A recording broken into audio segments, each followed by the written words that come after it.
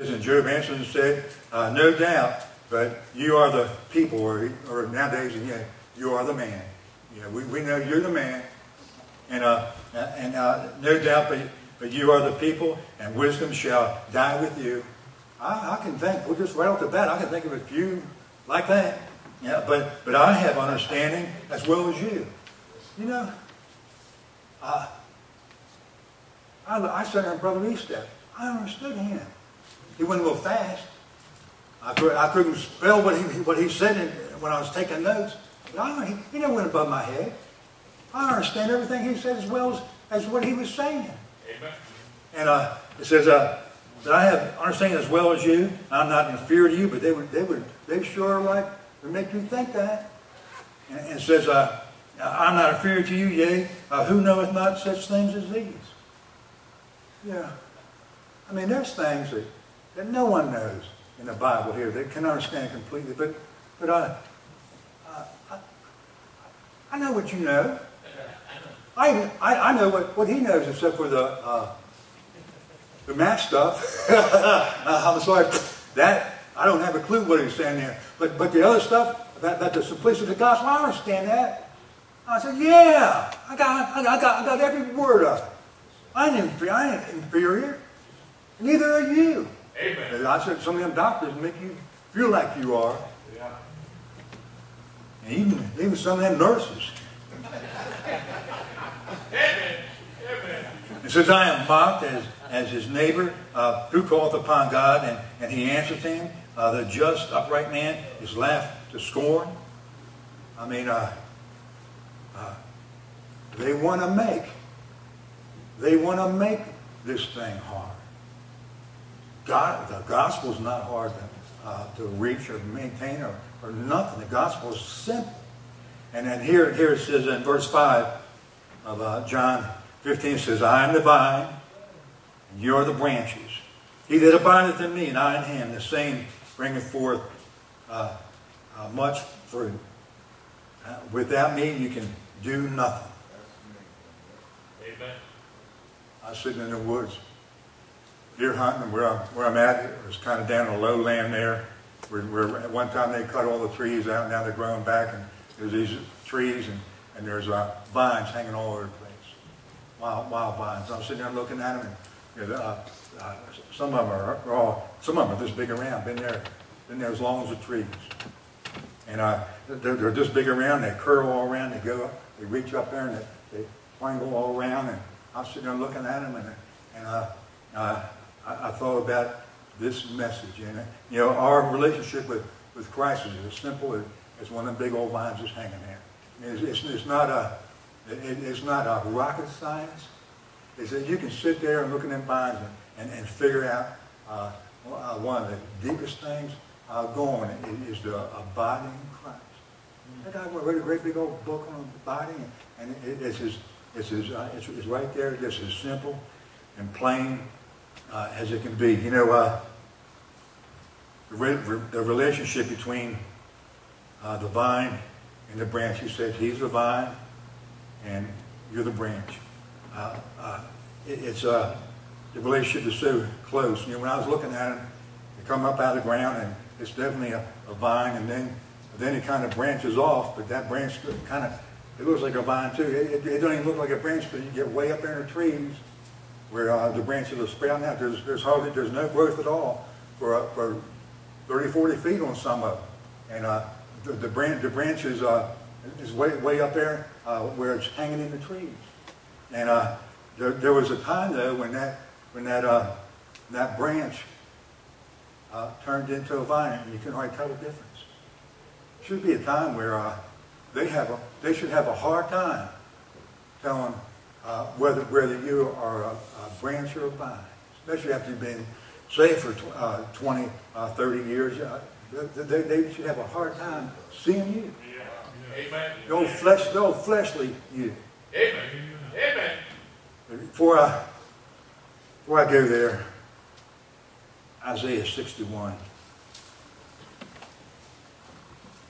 kind of connects everything up, but I just like it because this is where God called me to preach, and I was only saved 2 months.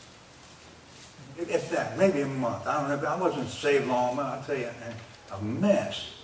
But I was reading my Bible, and man, I found out God could call someone like me by reading this. And I might as well go. Chapter 61, 1. The Spirit of the Lord is upon me. When you really want to be used of God, and you want the power of God, you want to be full of the Holy Ghost. They got a bunch of books about that, and they make it hard too. Amen. They make it hard. I read. I'm talking about Brother Rice. I'm talking about good big preachers, our kind of preachers. They made it hard. I went to that book and I said, he didn't tell me how. He really didn't tell me how. Did they tell you they had some big experience? So did I. So did I. Well, that's the best experience I ever had. Because I was so, messed up and crazy. I really can't remember the moment that it happened. But it happened. I found out it happened. The Spirit of the Lord is upon me because He hath anointed me to preach good tidings to the meek, and hath sent me to bind up the brokenhearted, proclaim liberty to the captives, and to open the prison to them that are bound. Yeah. You know what? God called me to preach in 2 months because I had what I needed. I had what I needed. 2 months. In 2 months I didn't know no Bible, I didn't know nothing, but I was saved. Amen. I knew where it came from too. Amen. I was held captive. I could preach to that crowd right there. Yeah. It wasn't even hard. They didn't even hardly know no Bible. Matter of fact, the first 10 people I led to the Lord, I had to take a gospel tract and find out where the scriptures were. Where I didn't know where it was at in the Bible.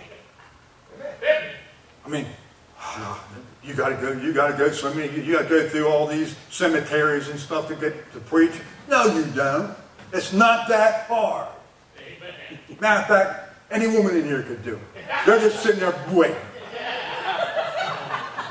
They're waiting for us to get so backslidden and messed up that they got to take control. They're waiting. Every woman in here feels like that. That's in the Bible too.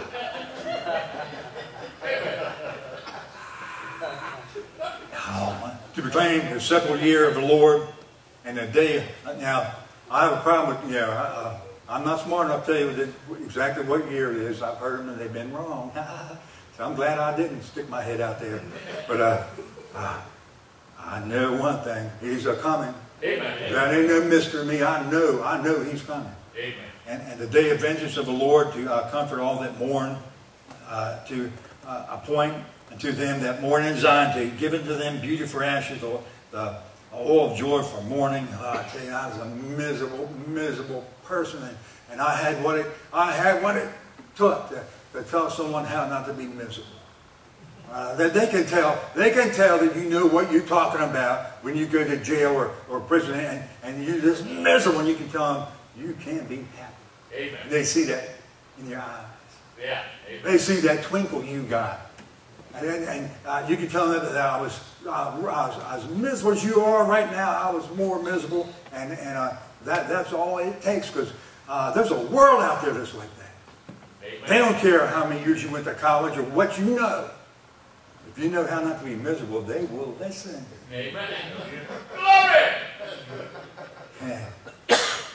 And a spirit of praise for the spirit of heaviness. Yeah, that heavy metal will give you a heavy heart. Oh, you start shouting. They're going to want to know why. I mean, all the drugs they take. I never acted as crazy as I act now. Even on drugs, I never act as crazy as I act now. We were doing that dance the other day. I said, "Oh Lord, please." I sat down and I said, "Oh, please, I don't dance. I do. Make it plain and clear. I do not dance." I did the other night. That they might be called the trees of righteousness, the planting of the Lord. Bud Charlie preached that message on trees. And there's no way I'm going to preach on trees. He's uncovered it. He's done all that surveying, all that information. He's got too much information on trees for me to come behind.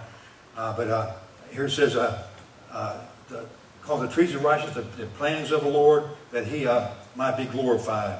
I'm trying to get down here. Okay, verse 5, and the strangers shall stand and feed flocks, and the sons of the aliens shall